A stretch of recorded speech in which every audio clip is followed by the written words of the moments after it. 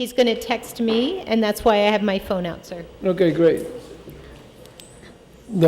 First, the invocation, and I will give the invocation since we don't have a pastor. Dear Lord, thank you very much for our survival in these difficult times. We are thankful for your blessings, your kindness, and may you illuminate this commission to do the right thing and our residents to be tolerant of what is happening and be aware that a hurricane just came over us, which could have been much worse, but that we were spared the severity that other areas followed. Bless us, our Lord. Amen. And now the Pledge of Allegiance, Commissioner Lau, read it. I pledge allegiance to the flag of the United States of America and to the republic for which it stands, one nation, under God, indivisible, with liberty and justice for all.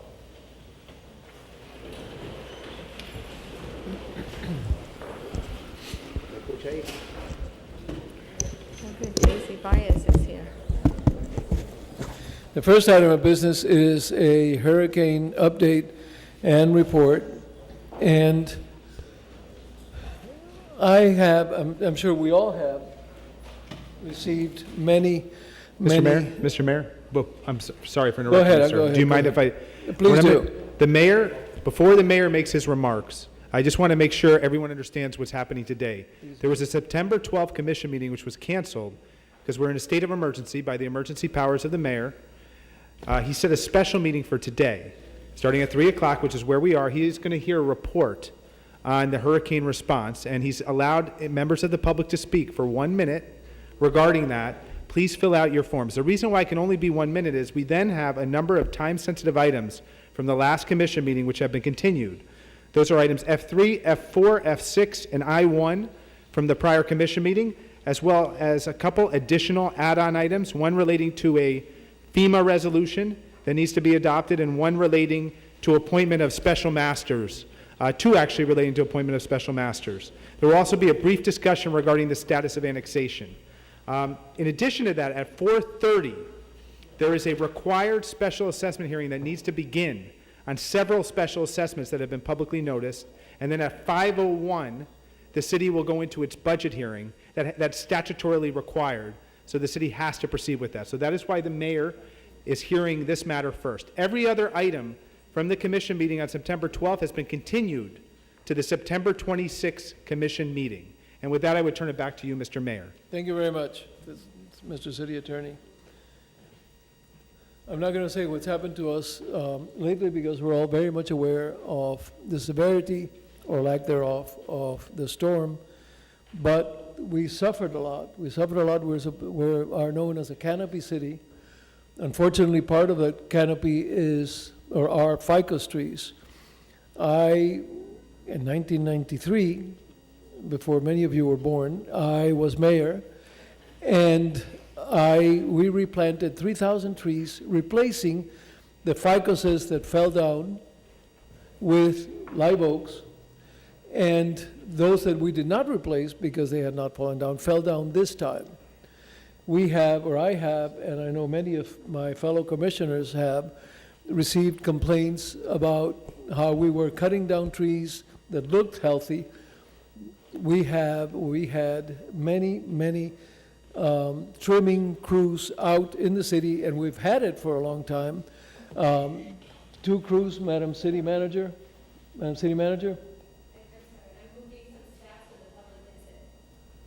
What? Oh, okay.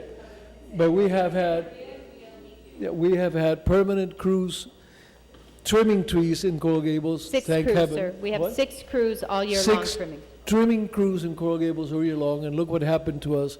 I wonder what would have happened if these crews had not been out there. The county, which is many, many times our size, 20 times our size, had 1 trimming crew. We had 6. The ficuses fell. Some ficuses fell on electric wires, and as of Monday, 90% of the city did not have electricity. Today, it's 40%, and by Saturday, I'm told it'll be restored. Pick up garbage. we are picking up garbage Thursday, Friday, and Saturday. If Friday or Thursday are your days, it'll be picked up today or tomorrow. And those that are not picked up, it will be Saturday. We are picking that up and giving that priority over recyclables or over branches, etc., because with no electricity, food, etc., in freezers, in what I call ice boxes, that shows you how old I am, spoils, and it is put out in the garbage, and we're picking that up as a priority.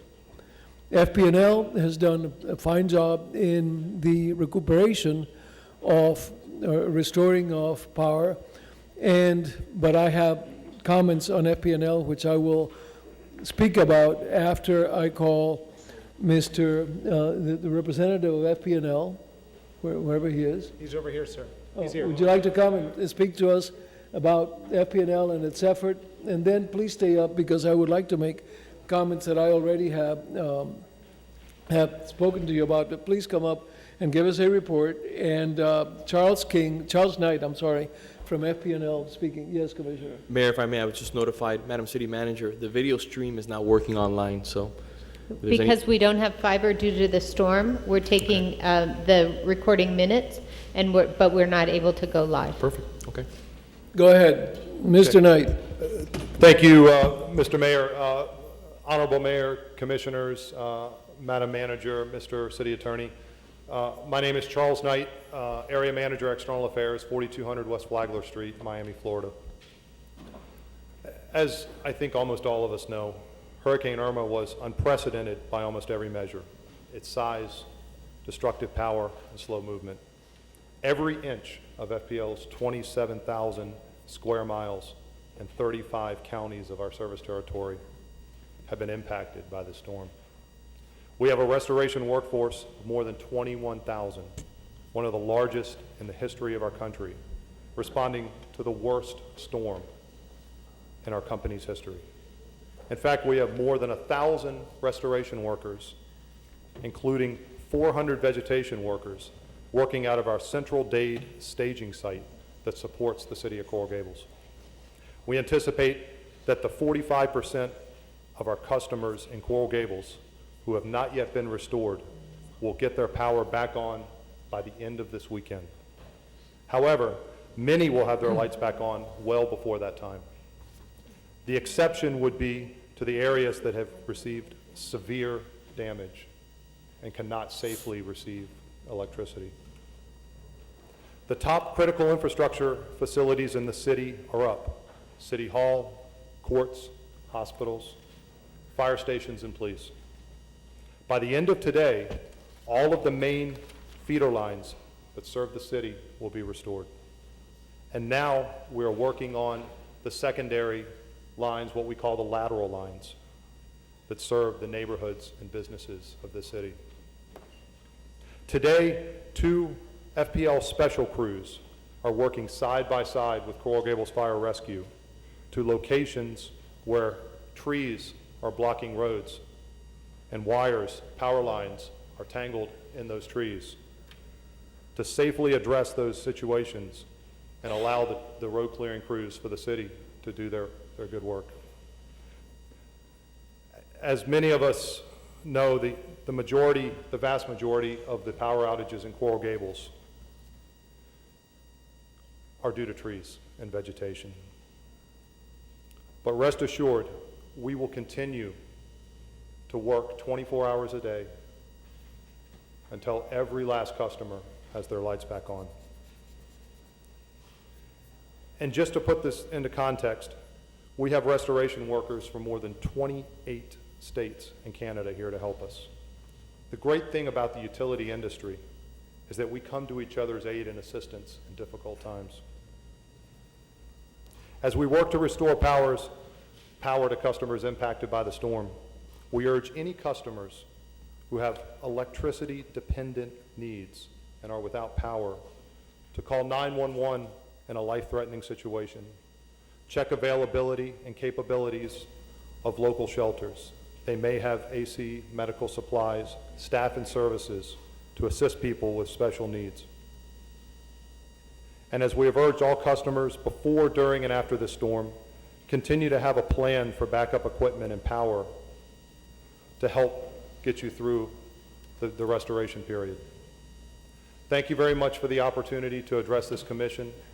My colleague Addis Carrilla and I will be here to take notes, to answer questions, provide support in any way that we can.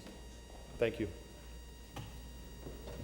Thank you very much, Thank you. Charles. I have some comments that I would like to make, and I'd like to recognize our state representative. Eh? How are you? Thank you for being here.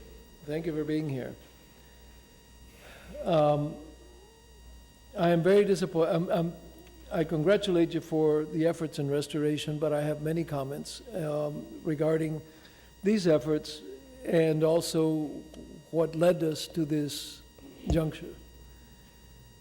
A year and 3 months ago, you got a 23% rate increase. Hello? That You- was Frank, I think. What? Is that Frank? That's Frank No. Asada doing it? He's going to text me when he wants to speak. He's listening, but he is going to wait Okay, well, until... let me go on. You received a 23% rate increase. A 23% increase based on the good service you had provided for the city and how good you were for the city. Rate increase that was supported, the only person that supported it, apart from your lobbyist, was a former mayor of ours. But be that as it may, I think your infrastructure commitment in the city of Coral Gables has been pathetic. I've driven around, please, no clapping. I've driven around the city for the last 3 mornings, and I have seen broken poles, 5601, I think I called you, or I called the city, 5601 Granada, the intersection of Granada and Coral Way, the entrance to Gables Estates, broken poles. That means that those poles were not replaced when they should have been replaced. We were blamed for fallen trees on lines that could not be replaced or whatever, and FP&L kept telling people that it was our fault because we had to cut the tree before the lines on which the trees rested were replaced, which it's the exact opposite. We're not going to risk anyone's life cutting down a tree that is touching a line without FP&L doing that. And finally, I understand you dedicated specialized people to us this morning, today. I'm very, very disappointed by our infrastructure, and I'm going to lead an effort for us to find alternatives, if we can, for the distribution of the power that you supply the city with. It is pathetic, in my opinion, and maybe if you spent more time or more money with keeping our needs in mind versus lobbyists or Tallahassee or contributions to the Public Service Commission or to legislators, we wouldn't be in this situation. I'm sorry to say this, but I think your efforts have been pathetic. Thank you, sir. And I would like to recognize members of the public that wish to speak. You will have 1 minute to speak, please, because you can see that we have a full room. Mr. And- Mayor, if we can ask one question Yes, to miss. Charles Knight before he sits Yeah, down. please, Charles. And I sorry. know that there'll be other questions, and I know that the public has important questions. In your notes, you said that the city would be fully restored by the end of the weekend, except for those areas where severe damage is, where there is severe damage.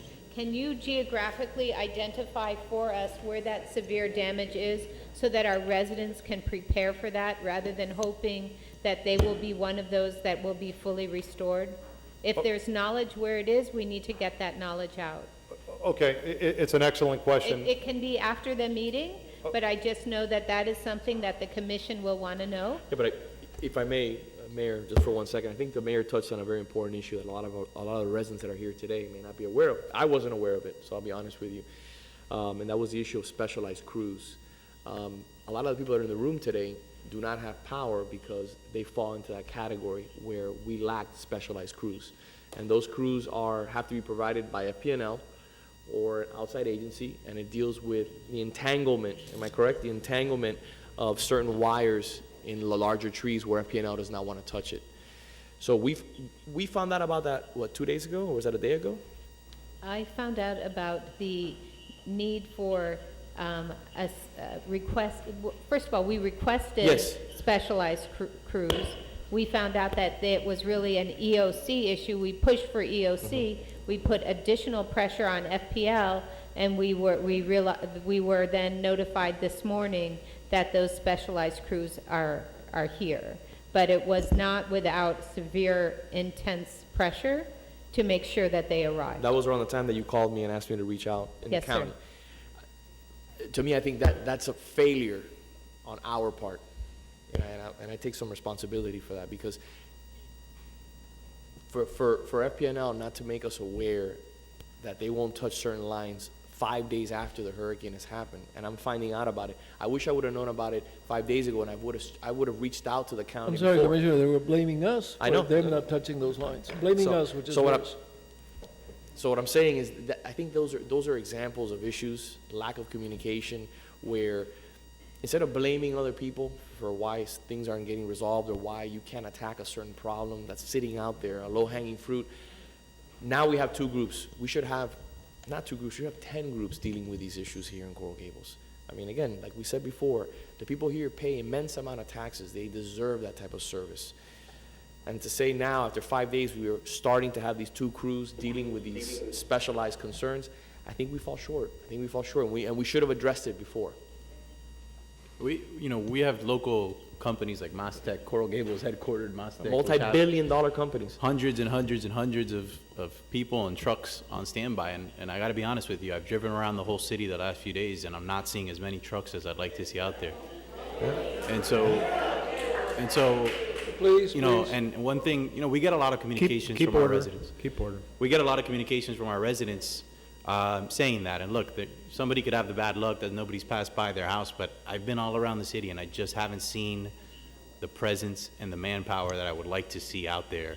Then, I'm reading online, other cities, Key Biscayne, my understanding is only 5% of people don't have power right now.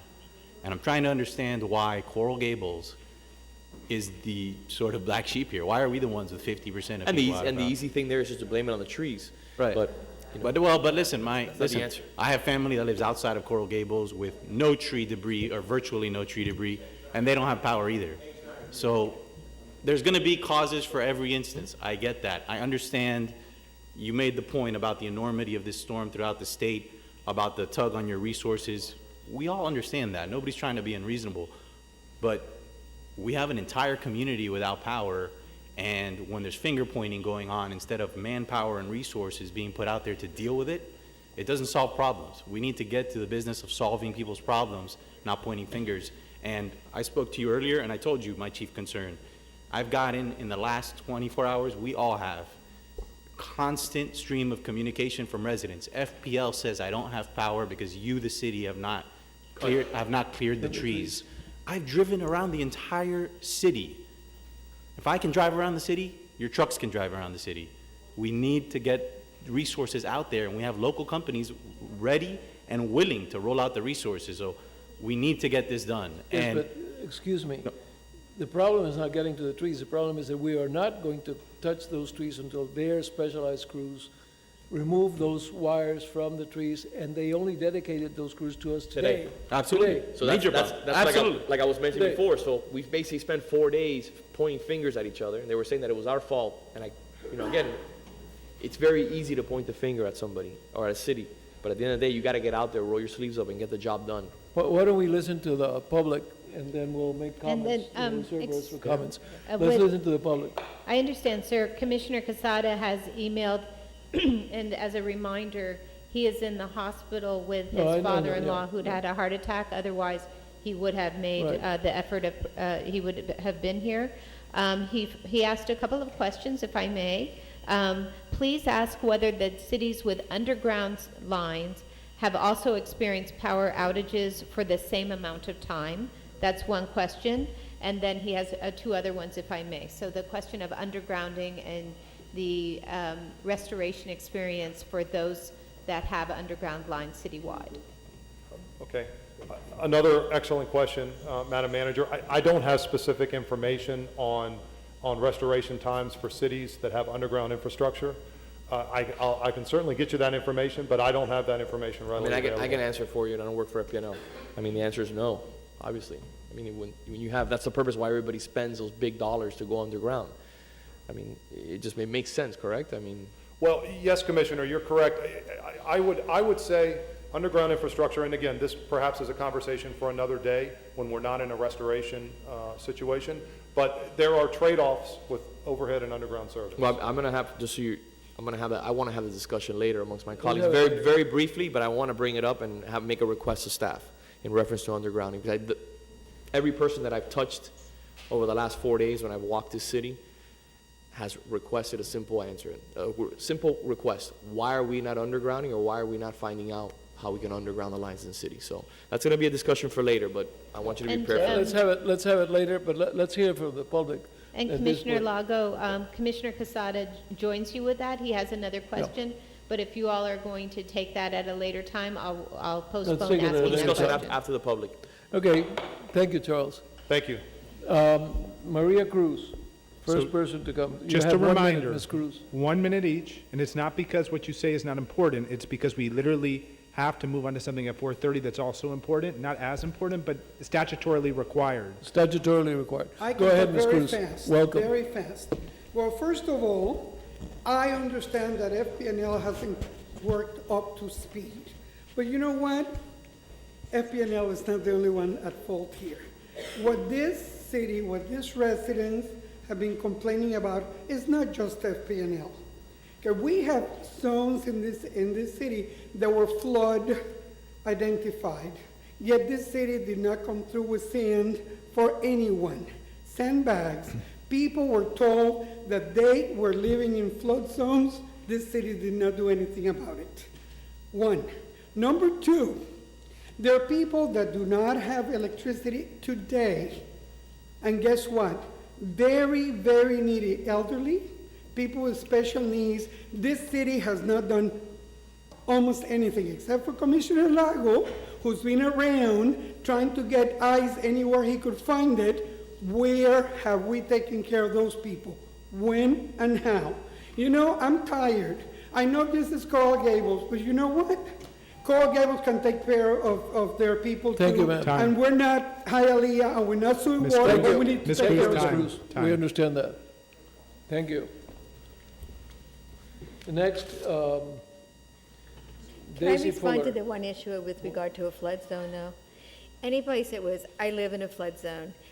Sandbags would have done you no good in the most significant flood zones. There was a storm surge of about 4 feet in those areas that are low-lying areas along our coast of our city. You had to evacuate, and you had to make plans. Knowing you live in a flood zone, you need to make plans to move, to get out, to move your cars, and to move. That is a responsibility that each and every one of us as residents needs to assume for ourselves. No amount of sandbags would have affected the people that suffered from the storm surge related to this storm. Thank you. Daisy Fuller. Hello, good morning. Good morning, ma'am. I live in the afternoon. historical Good afternoon. Golden Gate area, Coral Gables. The area that I'm here about this morning, we have no electricity power between Excuse me, Ms. Jefferson Fuller, could you Drive. give your name and address for the record? My address is 221 Grant Drive, Grant Coral Drive. Gables, Florida. We have no power. We have told the Florida Power and Light Company that we have no power. We have people in our area that have major health issues. And they've tried to send this lady mother to a nursing home. And we told them that we have no power. They said they've documented that we have power. We have no power. That all the areas around this little 14 houses, homes, have power. We want to know why we don't have power. And we got a transformer sitting in a tree that put out the power since Friday, before the storm even hit. So what is the problem here? And people are very angry this morning because the heat is really unbearable right now. I think we've been very patient with Florida Power and Light. We've told them the problem. Don't tell us it's pending. and you've already been out there, and we telling there's a transformer in a tree that's putting out the power. So what Thank you, they Ms. Fuller. Thank you, Time. ma'am. Thank you very much. What, do you know the location? Can you give me an idea of the Yeah, location for the transformer? 215 Grant Drive, there's a transformer that puts out the light 6 times a year. The people are telling you 6 times that tree, the pole and the transformer is in the tree. Thank you, Ms. And we Fuller. never would have seen it. Thank you. Mr. Knight has that information Yes. and a Yeah. picture. She sent it His- to him. yeah. Please, Thank you, Ms. Fuller. as the mayor indicated, please remember to say your name and address, and as the clerk did, because they're writing it down, so if you've lost power, they'll be able to help restore it. Juan Carlos Díaz Padrón, please.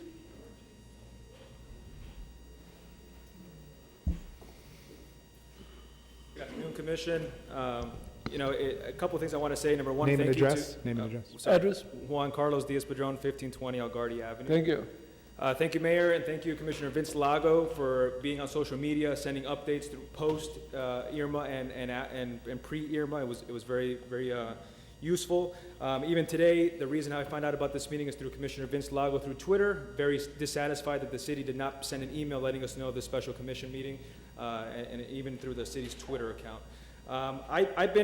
This has been my Bible through the storm, not only to communicate with friends and family, but to also check the FPL app. A ticket has been created, 735 people are affected. We talked about it today, not a single truck has passed by, so they don't know if we need special crew or no crew. We don't know if it's just a flip of a switch. But without seeing anybody, my ticket is just created, and I believe that there's several other steps that need to be taken before this ticket is closed. When it comes to the pathetic infrastructure, Mayor, I wholeheartedly agree with you. Throughout the year, I wake up, my lights on the kitchen are flickering. What does that mean? I lost power while I was sleeping. The infrastructure is just not there, and we deserve better. Thank you, Mr. Díaz Padrón. Thank you, I sir. agree with you, yeah. I have somebody here named Rock Salt, 1435 Miller Road. Mr. Salt.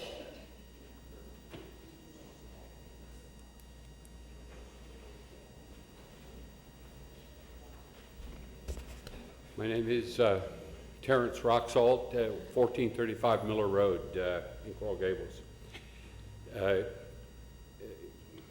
After Hurricane Andrew, I led the Corps of Engineers effort to clean up from that, and I know when you get an issue of this scale of the recovery, all the normal systems you have don't work so well, and you have to really invent everything from scratch. And I wanted to say how much I appreciate the work that is going. I'm learning stuff here that wasn't good news about the fuss over the lines. That wasn't good news, but I came really just to say thank you. I joined my colleagues with the frustration. We don't have power either, but I did want to acknowledge that this is a hard job and that folks are working, and I'm impressed with the effort that's going on. Thank you. Thank you very much, sir. Thank you, thank you. As our residents speak, if they can go closer to the mic, only because Commissioner Casada is also trying to listen, and while the audience can listen, it's a little harder for him, but he's trying hard. Okay. Silvia Unzueta, 1137 Astoria Avenue. Happy to be here. I hope we never use again the black sheet, because I think that is dated. I worked as deputy director with Andrew, and the key component is not killing the trees, is opening the canopy. That requires regular maintenance, which I think is totally flawed. Many of them are back from 1923. Giving water and ice is important, and doesn't necessarily mean that we will be labeled as living in Hialeah. I have the greatest respect for Hialeah and every other municipality. At some point, we have to handle putting the lines on the ground. Short and sweet, less than a minute. Thank you very much, Silvia.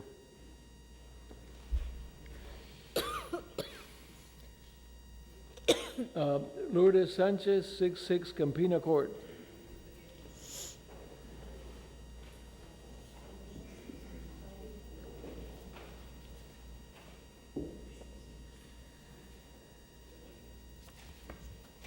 Good afternoon. Good afternoon. Mayor and Commissioners.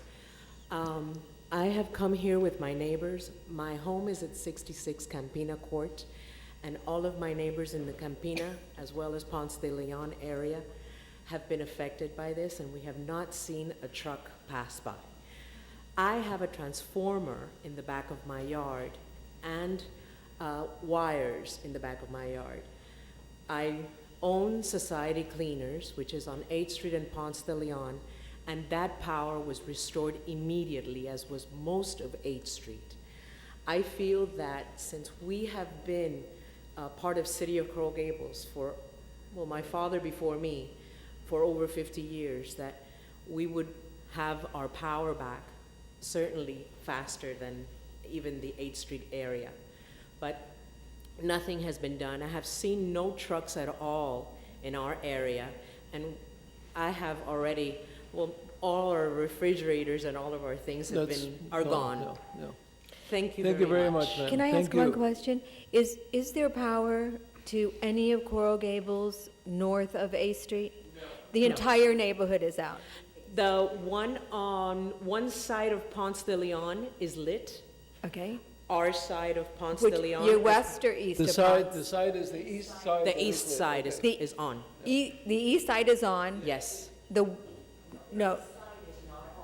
Yeah, she's on the east side of Ponce. The east side is not on. No.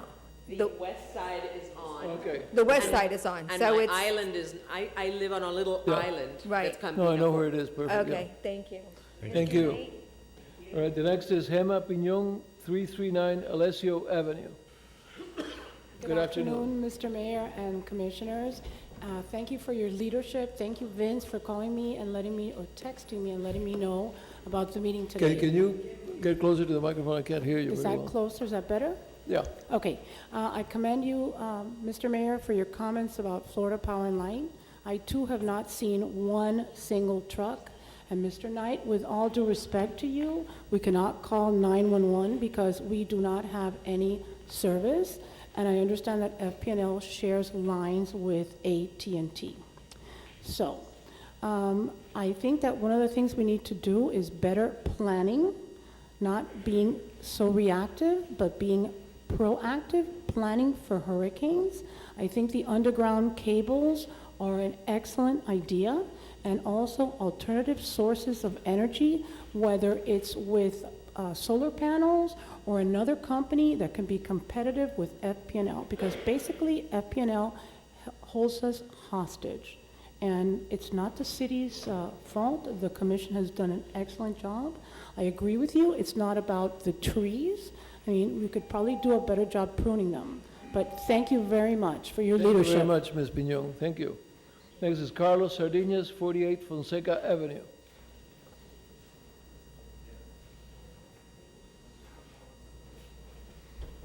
That's a nice shirt. Thank you. The best thing in the world. Is that Barcelona? Good afternoon, Mr. Mayor, Commissioners, City Attorney, Mr. Knight. My name is Carlos Sardinas. I live at 48 Fonseca Avenue, North Gables. For the past 30 years, my wife and I have owned that house for a long period of time. We've survived several hurricanes. It's always the same deal. Andrew, we spent 3 weeks without power. Wilma, 2 weeks. At this point, we haven't had power since the hurricane, and we've been told that there's no specific time period. It is dark, it's dangerous. We had to call the police yesterday, last night, for a situation. Thank God our police officers came in quickly and took care of the matter. But it's dangerous out there. It's pitch black. We can't see anything, and we're suffering. We have not seen a single truck in the area. There's no hope yet as to when we might get power. And I agree with most of the people here complaining about we are the red hair stepchild of the Gables. North Gables it takes us forever to have the power restored. And our ticket number, sir, is 3093. Thank you, sir. Please, Eric Garcia, 530 Santander. Good afternoon, Mayor, Vice Mayor, Commission. My name is Eric Garcia, 530 Santander Avenue. This city has a lot of tradition. I understand the history. We're not in 1920. We should have a Twitter that's active, tweeting daily in minutes. The police should not be able to go to Kathy Swanson to authorize a tweet. The micromanaging of the police department is old. This incident alone has shown me that the micromanaging is enough. You know, the police department can make proper decisions, and there's no reason why they should be at streetlights directing traffic. We should have power there, and then we need them for special issues. Also, you know, past hurricanes were a faster response. I really don't understand why, you know, this is taking so long. You're just handcuffing our police department. They don't need to report to Kathy Swanson. They're not doing their job. The assistants are not doing their job. Fernandez or Iglesias are not doing their job. You know, the police department, this is the best police department in South Florida. And they're directing street traffic, and that shouldn't be it should be happening. You're out of time. I'm fed up. Thank you very much, sir. All right, Eric Valderrama, who doesn't live in Coral Gables. Mr. Valderrama? Good afternoon, Mr. Mayor, Commission. Thank you for this opportunity. I'm here, we're representing MCM at 6201 Southwest 70th Street, and I'm here from a point of support. I've heard a lot of the complaints and the issues, and there's many. But also we're here to support. Us as a construction company have plenty of heavy equipment, plenty of personnel on staff ready to go. We are FEMA certified. We are not part of the procurement that has been put out in part of the past, but if there is a need to expedite and to get a lot of the roads cleaned from the right-of-way and to staging areas, we are here on staff, readily and willing, available to help out. So I'm trying to see what kind of vehicle that there is for us to be able to help support. We're helping Florida Department of Transportation, as an example, has put out some, like an emergency solicitation that they did in a 48-hour kind of window, and it opened it up for other opportunities to put out there, and maybe that's an avenue that the city of Coral Gables may want to consider. But in all instances, we're here to help. Thank you very much for your offer, Thank you, sir. sir. Thank you. Tony Luis Diaz, 6604 San Vicente Street. Hi. Good morning or good afternoon. Hi, good afternoon. Thank you for hearing me. Excuse my appearance. I have no electricity. I'm a registered nurse, and my husband is a physician. And we live in our house at 6604 San Vicente. The 25-year-old oak fell on top of our house. We had to call, our neighbors got rescue to come and cut us out so that my husband can get to work. It's a mess there. We also have power in the back of our house. The lines are all over the street. It's a fight of who's going to cut the tree first or who's going to fix the lines first. I see a lot of things going on, but nothing's really happening. I haven't seen trucks. I haven't seen water. There's no electricity. There's no cell communication. It's very dark and it's very dangerous. So I came out of respect for myself and my community. If they could prioritize even the tree cutting or getting the FPL out there where the area, some of the trees are not in the streets, they're on top of the houses, and people can't get in or out. So that's another issue, and I thank you for hearing me. Thank you. Thank you, ma'am. Thank you, Mr. Lago. Excuse me, ma'am. Thank you. Raquel Alaja Barrieta, when you have an opportunity, if you would speak to her, because we are addressing the issues where city trees have fallen on homes, and we have a way to assist. So if you don't mind, before you go, if you speak to her. Thank you. Anybody else wants to speak on offers to help on community issues? Give him your, Mr. City Clerk. Anybody else wants to speak? Hi, good afternoon. My name is Vivian Fernandez. I live at 1515 Algardi. Today, I went from the Billmore all the way to Blue Road on Alhambra, since I live right over Alhambra, looking for trucks. At 11:30 in the morning, I did not encounter one FPL or any other Pike or whatever truck. They're just not in the area. And that's, you know, and our streets, and in that area just south of Bird Road, there aren't that many trees. In our street, there are no big trees down, you know, it's just probably just a matter of flicking that. Sorry, give me your address again. 1515 Algardi. 1515 Algardi. Okay. on Algardi, on the 1500 block of Algardi, I mean, it's an easy fix, but nobody's around. Okay, thank you. Thank you, ma'am. Anybody else wants to speak? Mr. Mayor? Yes? Okay, come on. Okay, name and. Yes, sir. Give it to the city clerk. No, give it to the city I clerk. haven't even filled it out yet. Please give it to the city clerk. Okay, yeah. I would like to bring up our very distinguished Daisy Bies, please. Daisy, how are you? A state representative and a very distinguished, and we're very happy that you're here. Thank you very, very much. Thank you. Thank you, Mayor, City Manager, and Commissioners. I just wanted to be here to offer support to any issues that we may be able to collaborate with in the State House regarding recovery efforts. I just also want to commend all of you for the great work you have done trying to keep the recovery efforts moving forward. I would also like to see a little bit more of an aggressive effort to improve solar services or solar access in the city, because many of these residents will probably fare better if we had, an easier time of getting solar in the city of Coral Gables. So again, count on my support, count on my assistance. Anything that I can do for the city, I'm here for you. Thank you. Hey, Daisy, thank you very much, and I know that we count with a friend in Tallahassee, and thank you for your support, which has been consistent and constant. Thank you. Thank you. Thank you very much. All right? Here we go. Okay. Emilio Lopez. Good afternoon. Hey, Emilio. Mayor. 4100 Salcedo. Salcedo, Merrick Park. I hear people about not seeing trucks.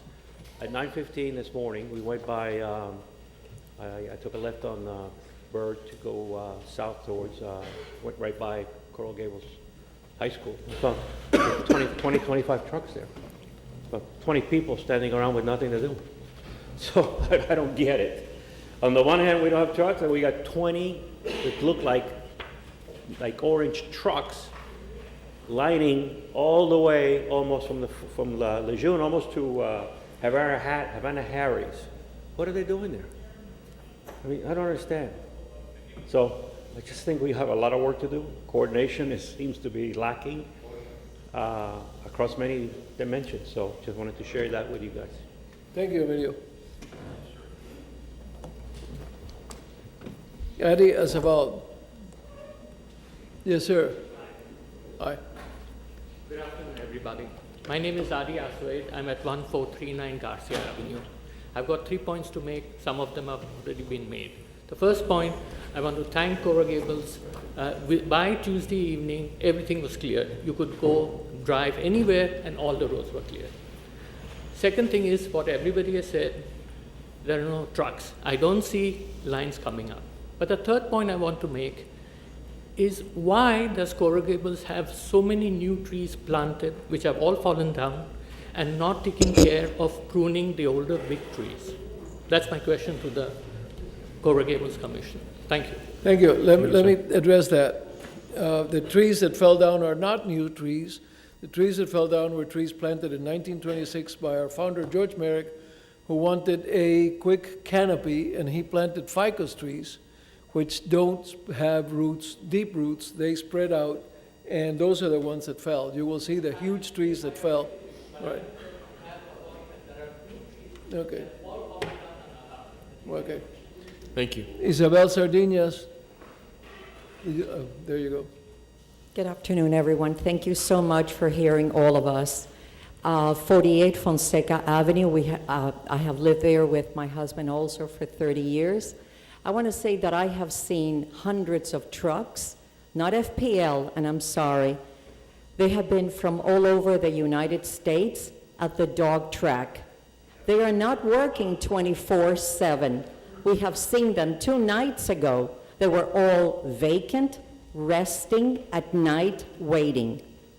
I want to know, I believe that it's a management thing, that someone is not knowing how to give the orders to these workers. Go out and do this and do that.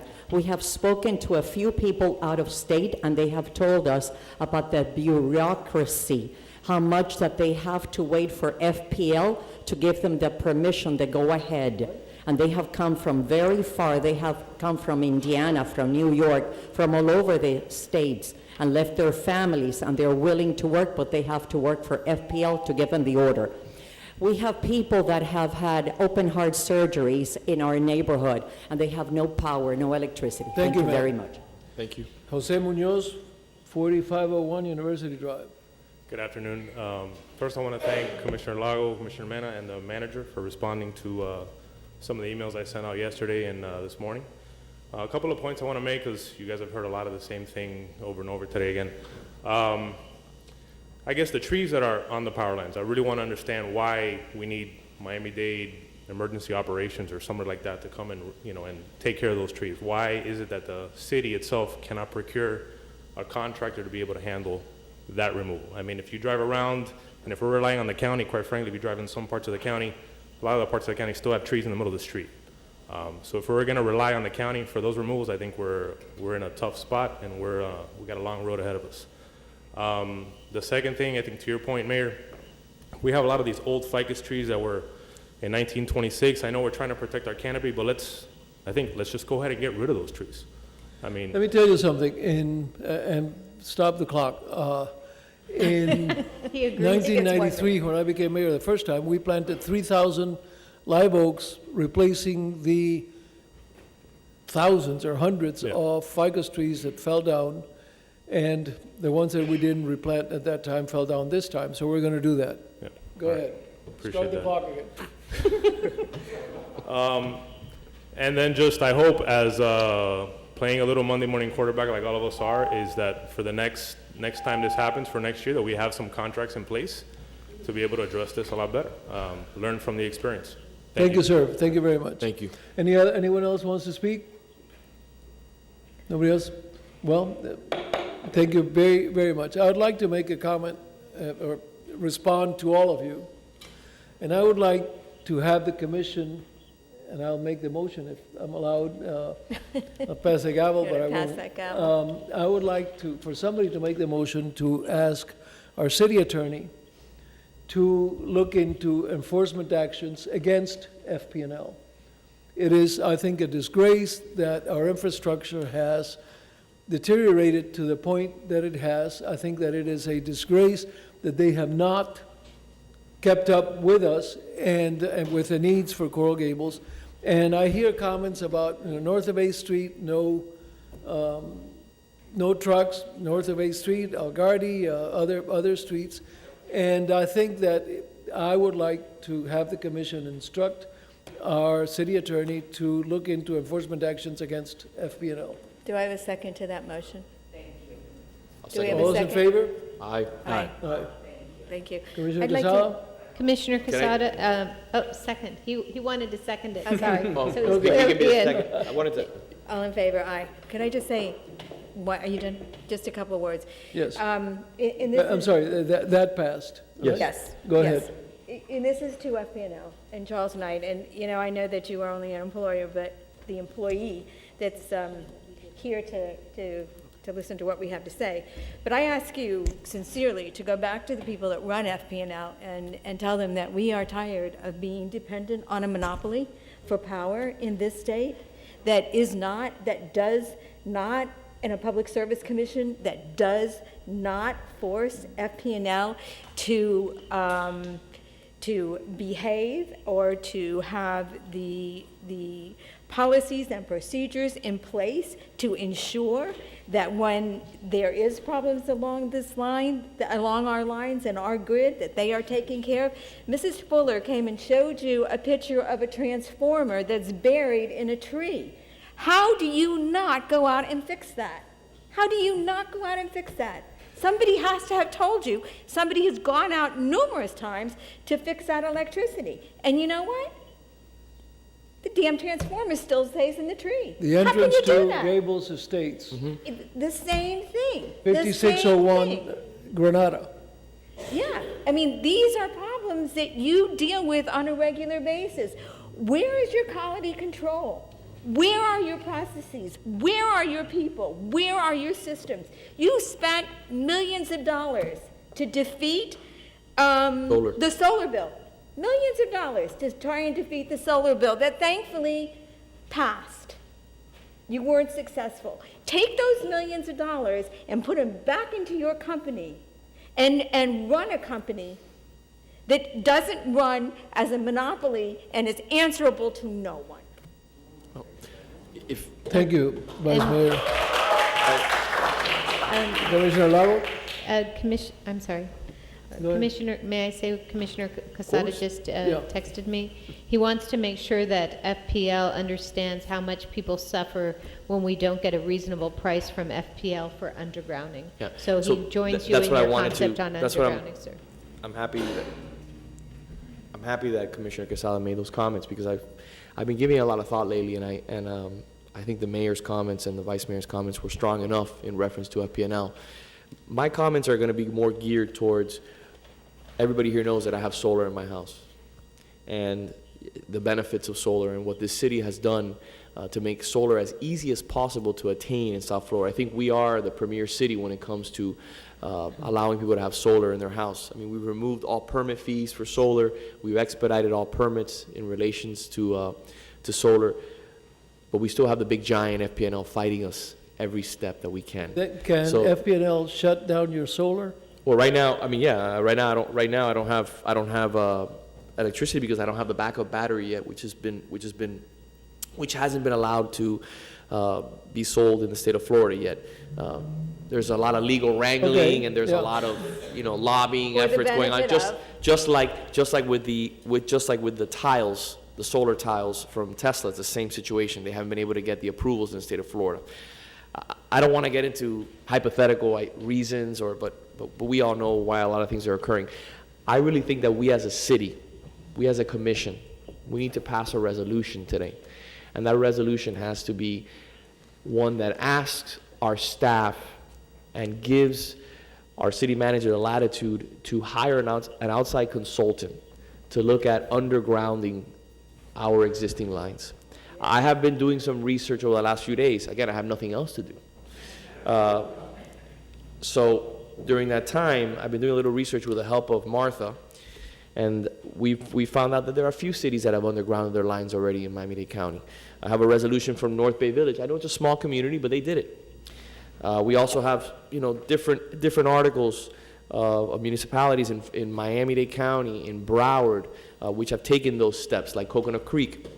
Again, undergrounding the lines is an essential part of our future. We need to upgrade our infrastructure.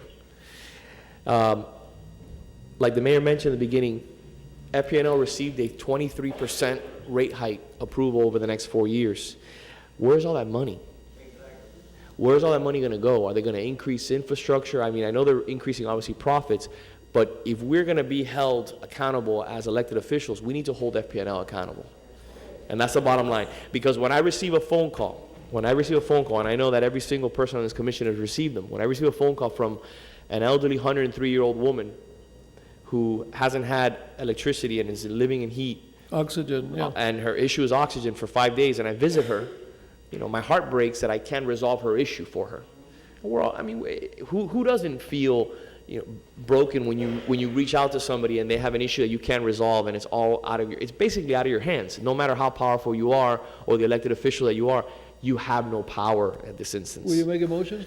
So I'd like to make a motion to have the manager and staff do the necessary research, hire an outside consultant so we can get a real grasp and an understanding of what is the undergrounding cost.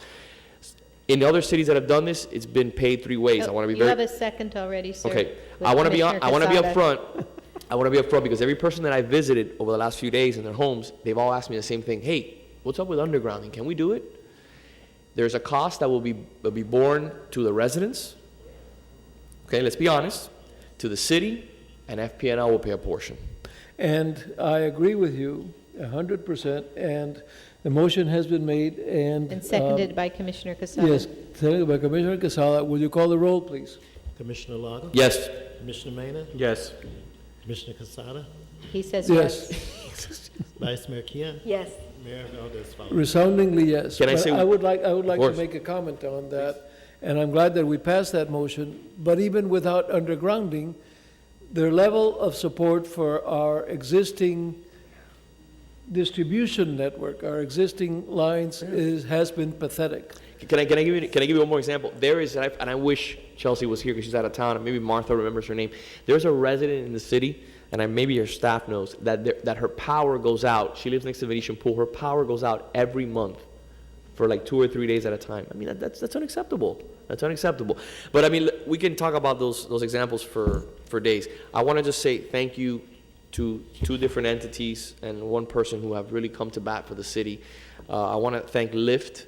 And if you're listening today, the residents or anybody, Lyft came through where if you need transportation anywhere in the city of Coral Gables, they'll pay for it. It's complimentary. So we want to give thanks to Lyft. I also want to thank Commissioner Rebecca Sosa, who will be donating 200 bags of ice tomorrow. She'll be providing the logistics for that, and maybe some of my commissioners can help me, and we'll hand those out to people who are in need, especially in the North Gables. So thank you. Thank you. Mr. Mayor, one point before we continue.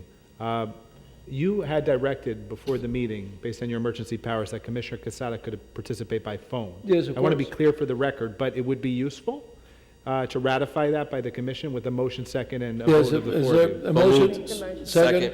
All those in favor say aye. Aye. Thank you, Mr. Mayor. Commissioner Mena, you have the last word.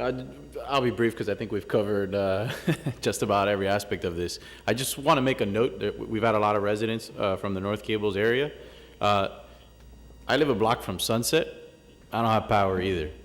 People in Old Cutler Bay, Gables Estates, they don't have power either. People that live near the University of Miami, they didn't have power until I think this morning. All of Sinai has no power. Oh, and by the way, can I interrupt you 1 second, Commissioner? Just to make it even worse, to exacerbate the situation, I have 2 young girls. I didn't have power on Friday. We were the first residents in Coral Gables to lose power. I know, along with Maria, who lives a block away from me. So it's been a while. It's been across the city, condos, houses, you name it. There's not really any exception. He doesn't have power either. Commissioner Quesada doesn't have power either. So we're all frustrated. We all share your frustration, I assure you. And we're working as hard as we can to try to get this resolved however possible. I think there's 2 aspects to that. I think there's dealing with what we're dealing with right now. But I think it's important that when we're done dealing with what we're dealing with right now, that we really take an introspective look at how all of this went and see how we can improve going forward. I think Mr. Munoz said earlier, made that note earlier, it's important for us to not forget about these issues so that we're not in the same position, God forbid, a month from now, but a year from now or 2 years from now or whenever it is.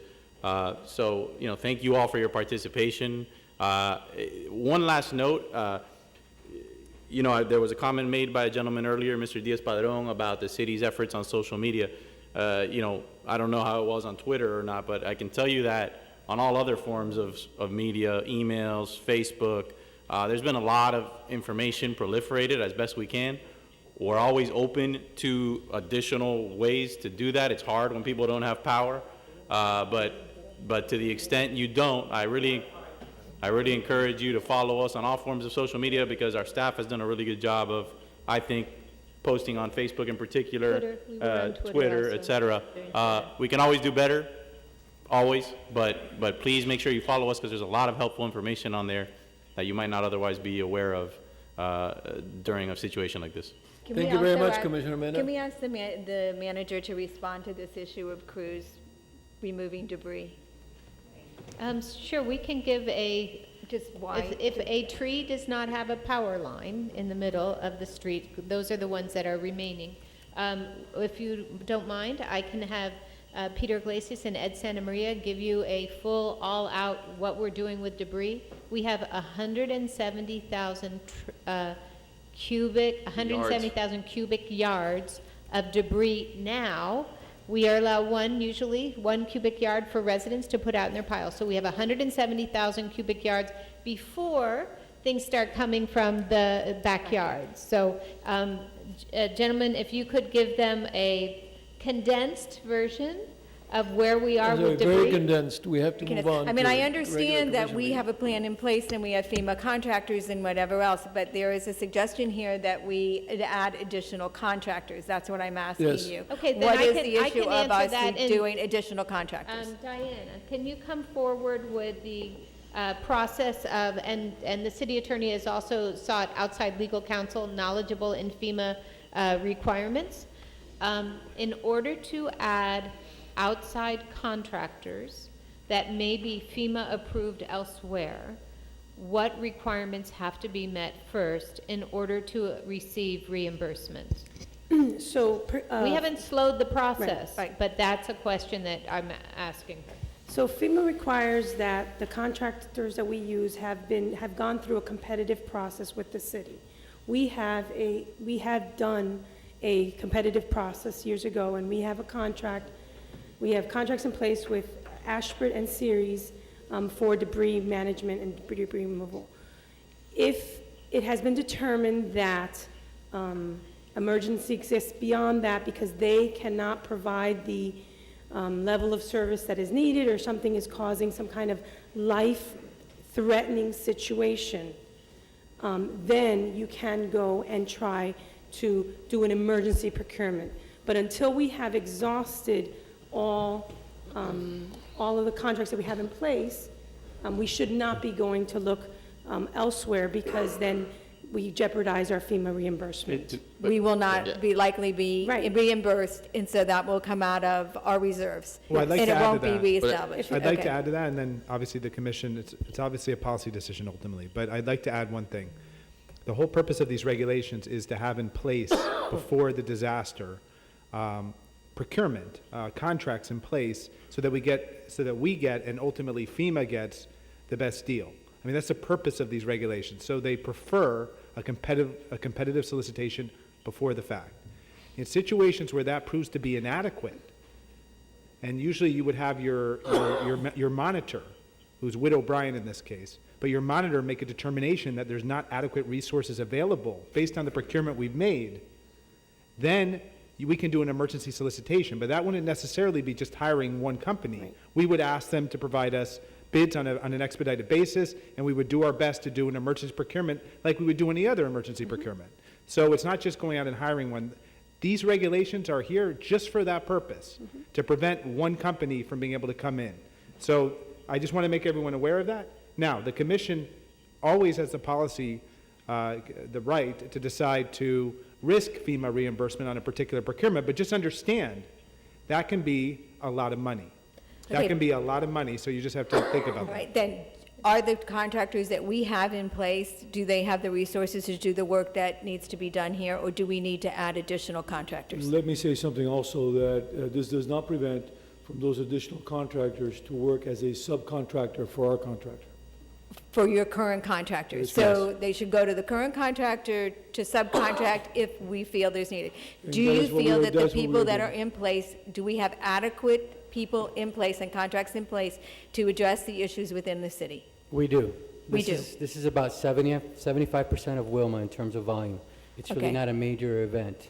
Okay. It may be a big mess, but it could have been a lot worse, so we Yeah, feel it's not a comfortable. major Okay. event, but, Okay, for thank example, what Vice Mayor said, the entrance to Gables Estates, there are fallen transformers, there's fallen trees, et cetera. Nobody has done anything about it. Mr. Mayor, that's a different portion of our work. That involves the initial push to road clearing. And No, but there's a transformer on lines sir. there, and I understand. and also fallen branches on I understand. San Geronimo. Right, but don't, we have to have FP&L co-working with us Absolutely. to deal with those. So anybody Absolutely. else we would hire would Right. not affect those issues, So- that We're problem. grateful that the special resources have come forward. We're not going to let them out. They're going to be ours. We have a lot of things that we need their attention to. Those 12 trees that are holding up so much of the city's restoration, and then those kinds of projects that have also been addressed. If it has transformer or electric with it, we are not allowed to do it. But now that we have those two special resource teams, we'll be able to get a lot lot going. Just to be perfectly clear, but it has to be done. Can you do, And Mr. Mayor, if I may, since we have both. Thank you. Go ahead. Something, Commissioner, just to be perfectly clear, if a tree has a down wire, we cannot touch it until we are assured that that wire is not live and we don't electrocute. That's what we someone. said, so it I has to be agree, in but coordination. that has to be taken care That of has by to be taken FPL. care of by get- FP&L. I want to get beyond that, because since Vice Mayor Keon brought this up, I want to put this on the record to make sure that everybody understands what's going on. When is the official cleanup going to begin of all the tree branches and all the debris that's been pushed to the side in the roads? We have 70 hours to do the initial push, which means clearing the roads. Right now, the vast majority of city streets from edge of pavement to edge of pavement have been cleared. So why don't we start picking up debris? Because we still have other components to do. Those 13 large trees that are entangled with electrical wires still remain to be done. And also, we have a lot more flexibility in terms of being reimbursed time and materials when we're still in the 70-hour phase. We are not going to start hauling debris until that 70-hour phase is over, because that's going to complicate us. But why? Why would that complicate us? I don't Because we understand. do not have an approved site yet. We do not have everyone mobilized. But I thought you do have I thought you do have. I thought We you. have, No. we have areas that we have shown FEMA, that FEMA has signed off on. I'm sorry, certified site, not approved. We do have approved sites. It's a It certified is- site. But When will that I'm be? just. Well, I'm that- just a little confused because. Okay. That I sounds wanna- like bureaucratic mumbo jumbo. Yeah, I really. No, is- I don't is it- mean- I don't- Wait, hold on. Hey, just give me a second. Go ahead, Give sir. me a second, okay? Let me speak for a second, okay? 1 second. Okay? So we have a site. We as per do. the We manager. have 3, Okay, at 2 least. seconds ago, we didn't have a site, so now No, we do have. certified. We don't have certified sites Okay, yet. all right, certified. approved, but They're not approved, but they're not certified. Correct. Okay, perfect, but we have a site. So if we took material to this site and we left it there, we would be fine, because they're approved and they will be certified, whatever the necessary documentation Correct. that's being worked through will get handled. Okay, that's one thing. Number 2, I think what's going on, and I've talked to the residents, they're asking, when are we gonna start hauling debris away? Do we already have our contractor in place, which is Ashbridge? Do they have the necessary machinery in place to handle the 170,000 Commissioner- cubic yards of Commissioner, material? let me explain to you what we're doing clearly. We are using the 72nd Avenue site. That site we have cleared all of your site of every piece of equipment. We have 2 football fields worth of storage. That site works very well because trucks come in through 72nd Avenue. We have an area for the trucks to go out empty and get more trees. We have another area where the grinded material can go out of. We are getting a 6,000 cubic yard chipper grinder for that site. That site has been, we have 3 pre-approved sites. By certifications, FEMA comes in, the mitigation people certifies the site. They have to certify our trucks. They actually measure our trucks. Okay, but when will that be? That's happening Starting on on Saturday. Do we have enough monitors to do that? Yeah, Are that's you my sure next. that's happening Saturday? That's happening on Saturday. But let me ask you a question. I'm sorry, is that a yes? Yes, it is a yes, sir. It's Okay, happening because respectfully, I'm hearing that We don't- there's a bit of a struggle on that front Yeah. from people that are involved in the pickup, and I'm trying to understand. So I want to be clear. When you say there's 2 contractors here. There's Ashbridge and whoever they subcontract, but there's also the Widow Bryan. What's the name? Widow Bryan. Okay. That's a third How party. many monitors do we need from them? Where are they?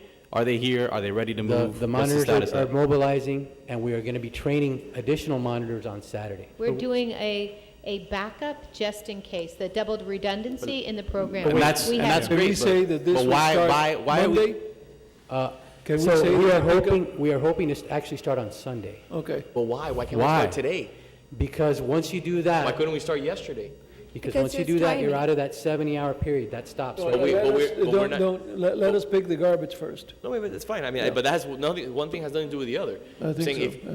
if we're using a private outside consultant by the name of Ashbridge, who you told me from the last time I heard their heavy machinery was coming on Saturday and Sunday, so it's not here then, or it is here. Is It it will heavy be machi- here, the first Okay, start. so now we're getting. Okay, so it's not here then. I'm Correct. sorry, Commissioner Casada is reminding me that the conversation is very valuable, but when you speak all at the same time, it's hard for him to hear it. Okay, perfect. So the machinery is not here. It's coming down Saturday and Sunday from the Panhandle, correct? That was my last point. Now, I don't understand why we can't start hauling the material. If we have the monitors in place to the 72nd Street, to our public, our solid waste location, where the monitors can review the 45 cubic yard containers, they provide all the necessary information, they basically memorialize it, and it moves forward so we can get FEMA approval. Why are we waiting till Sunday or Monday for this stuff to start being hauled? That's I don't understand. To me, it doesn't make sense. Are we short? why are we training more monitors if we have enough monitors? Right. But you said that Ashford is not here? Ashford is here, and they've been with us Is since here. before the storm. But then why did I hear that the Saturday and Sunday was, they're Because coming down that's from the- with O'Brien, that's the debris management contractor. There's two parts here. It's not so There's easy. two parts here. There's So why don't they start hauling then? Commissioner, we need to have a certified site before we can start hauling, and we do not have a certified And that'll site. be, But let me ask you a question, then how did, like, this is my question for you, then this is another, so then I guess UM must be doing it wrong. Because UM, in front of my house in San Amaro, has taken out all those giant ficus trees. They're using the Lee Lincoln site, and they have FEMA certified employees at Lee Lincoln, basically handling all their debris. How Commissioner, are they doing it? Because their 70 hours, they don't need the 70 hours, we do. We have 242 centerline miles of roadway in the city that we need to push clear. But you And use it, but we've done that already. We have done that with the exception of the large trees. We're Okay, finishing, we're but why, finishing. so what you're trying to do is you're trying to let the 70 hours expire, so then you can move on to the next phase? No, it's not it's not a matter of Is it letting about the money, 70 or what is it No, about? it's not a matter of that at all. It's a matter of getting the resources in place, including the certified site, and the timing of it works perfectly. We're gonna have 20 trucks, 20 Public Works trucks available to start hauling on Sunday. And as I'm you sorry, I apologize, but I mean, to me, and I'm in this business, so, I mean, I'm in the construction business, and I get calls from contractors every single day that tell me, who I sent them your way, and they are now working for City of Miami, Miami-Dade County, City of Miami Police, University of Miami. They got hired. And people are already clearing. Go to Little Gables. Little Gables is clear. How is Little Gables clear and we're not clear? I don't understand. Do they have better monitors than us? Do they have a certified site? I just want an answer, so when a resident comes up to me and says, hey, it's Monday or Tuesday, we still haven't gotten clean, but Coconut Grove is being clean, Little Gables is clean, Pinecrest is clean, I need to have an answer. None of them are clean. Commissioner. No, Little Gables is clean. Swing by. But I'm asking you, if we sit here for another 4 days holding our hands without starting moving to debris, I don't understand. So can I just ask so I'm really glad that Mr. Munoz suggested that the ficus have outlived its beauty. Because how long does an average ficus in the road take to cut? About 4 to 6 hours. How long did the one at 5500 Lejeune Road take to cut? A day and a half. A day and a half. It was huge. So, and that's with how many crews, how many people working on We that? started half a day with one crew and then came back and did another 6-7 hours with 2 crews. So the 13 or 12 trees that still need to be addressed, and I'm grateful for the special resources that have now been added, we are right behind them so that as they remove those electric wires, our crews are cutting it up and pushing it to the side, correct? Correct. And so when we look at, it's hard to believe that this storm, the first time all clear was, daybreak was Monday.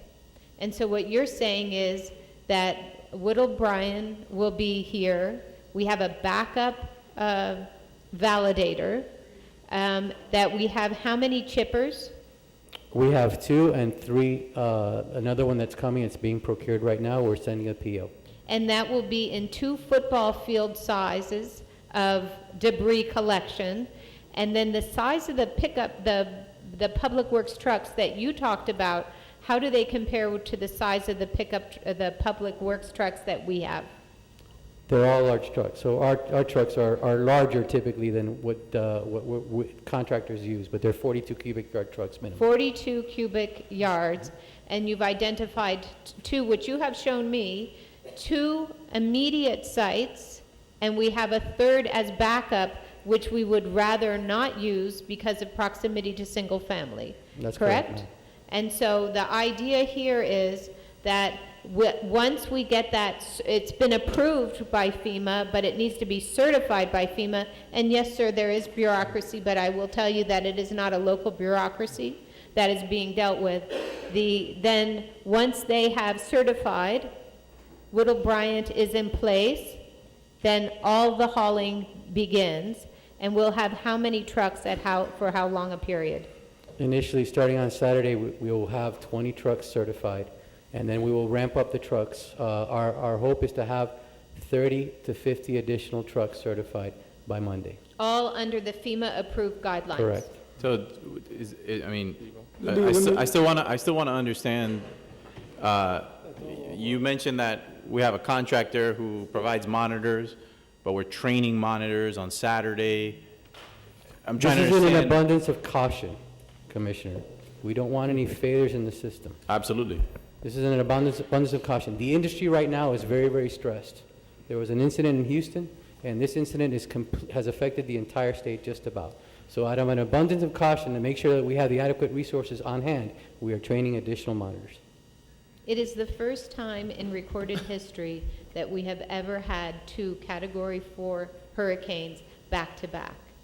History of measurement of hurricanes. And so when he talks about stressed systems, Harvey is still being pulled out of recovery, and in comes Irma, and Irma chooses to take the entire state of Florida with her. But we're talking about measuring a truck. Yeah. And Thinking getting the trash in the truck and taking it and grinding it. I mean, I understand that, but my understanding is we have enough trucks. I know we have enough trucks locally. So that's not the issue. So it's a matter of getting through the process associated with FEMA certification, essentially. That's correct. And so, again, I'm just a little concerned because I'm hearing that and if you're telling me it's in an abundance of caution, that's one thing. But is it because, in other words, do you have enough people for the 20 trucks that you described, but not enough for the additional 30, 50 that you're contemplating? Or is this belts and suspenders? No, the 20 trucks will be certified on Saturday. The 20 trucks? The 20 trucks. But what about the additional? The other additional trucks will be certified starting on Sunday. We have the resources to certify those trucks. May I clarify something, Commissioner Lago? Okay. First, the hurricane came through on Monday. Monday, we have rescue recon. Number one priority in rescue recon is being able to get through the streets for emergencies. That's number one. It's getting through a street, whether through a swale, through an area, to answer emergencies, 240 miles of street. That was done in a day and a half. Since that time today, our priority is to get the pavement width done, so that one, we can better get fire and police through the streets. Two, we can collect garbage, which is a huge issue in the last storm. In addition to that, this additional clearing is going to help us with our trash operations, because our trucks can use all the streets very effectively. Our arterials, our collectors, and our local streets. The more efficient we are, the better we do the job. And let me be clear, excuse me. You've done a terrific job clearing the streets. The better we do a job. Hold on, Peter. And 150 team members are clearing the streets now. Absolutely. So it's not that we're on a wait and see. We have 150 city employees and Ashbridge together clearing the streets That is as correct. we Ashford has been Absolutely. embedded. Ashford has been embedded in the streets since the very beginning. We are maximizing our efficiency to get the trucks here. Now, our 72nd Avenue site works extremely well. We have completely cleared that site, 2 football fields. The logistics of that site work extremely well. Ashbridge will be here Saturday to finish certifying the site. There are certain FEMA requirements. We have to put towers up. They have to be able to look inside the truck. They have to be able to look inside the truck. It's not just taking a look. We have to put towers in, towers out. They have to physically know what's going in and out of that site. They have to. We have to certify additional people, because we want to make sure that our operation. We have extended operations. We plan on working at least 13, 14 hours a day. So we want to have staff rotating through. So we are allowed to train certain people. So we are training additional people on Saturday to rotate people through and make sure that we work 24/7. We want to work 24/7. There's an old saying, be quick but don't hurry, because you want to be smooth, you want to go in, we want to do the job effectively. Working haphazardly does not help us. We have to be organized, and we have to follow our plan. Now, the certification of that site is very important. It's not just going out there and saying it's certified. We have to have all that issue in place, and then they will certify additional personnel.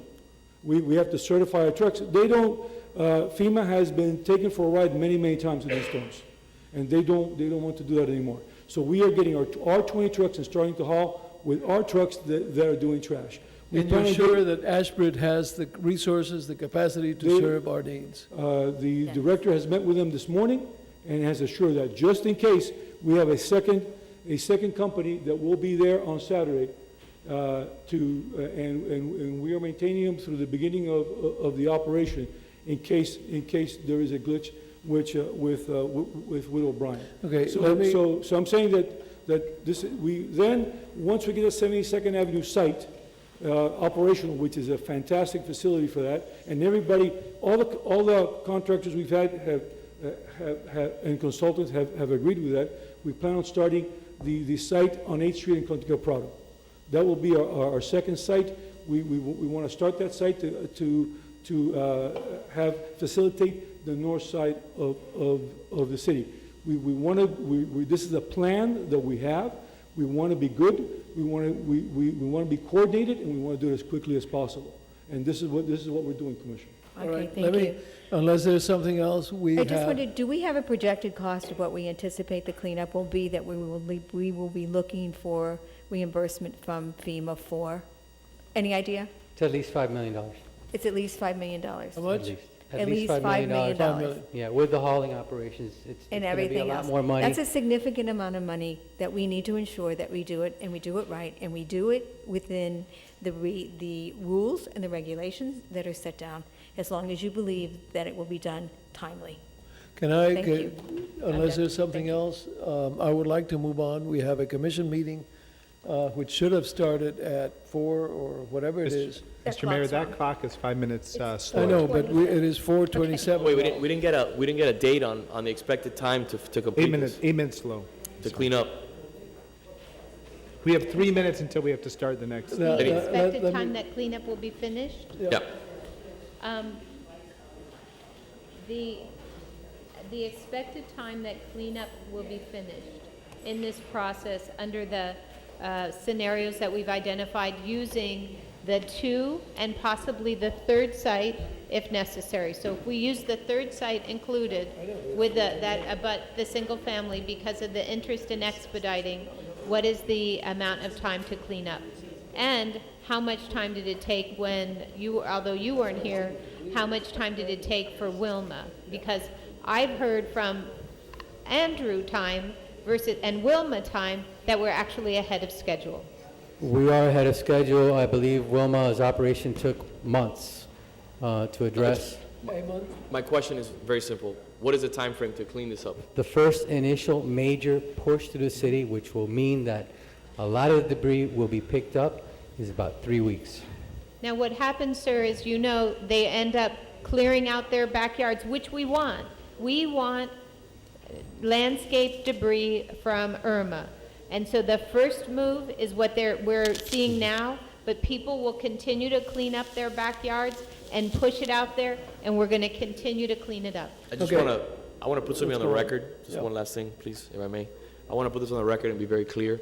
I think it's a big mistake what we're doing, and I think that we have very qualified entities in South Florida that can aid and assist the city of Coral Gables and do an incredible job to services. I think putting all our eggs with Ashford is a big mistake, a very big mistake. I think that we as a city can do much better, and I have a responsibility to the residents of this community to make sure that I'm a vocal proponent of doing everything in my power as an elected official to ensure that we put the safety of the residents and their livelihoods first. And I think that we're making a significant mistake by just allowing one company, which, by the way, to be clear, I don't have the most confidence in this company that we picked. That's number one. And number two, sitting on our hands till Monday to commence cleaning out debris, I think is another big mistake. And I know that we want to be like Vice Mayor Keon said, we want to be as clear as possible. We want to be careful so that we don't miss out on potentially $5 million of FEMA reimbursement. I think it's about 90% of that $5 million, so you're talking about $450,000, $4,500,000, excuse me. But I think that we can do much better. And I think starting next week is a mistake. And I agree with you, but I'm going to call this meeting adjourned. Recessed. And we have to start at 5:30, which is in about 2 minutes from now, with our statutory compulsory meeting. So, Mr. Mayor, we have 4 special assessments.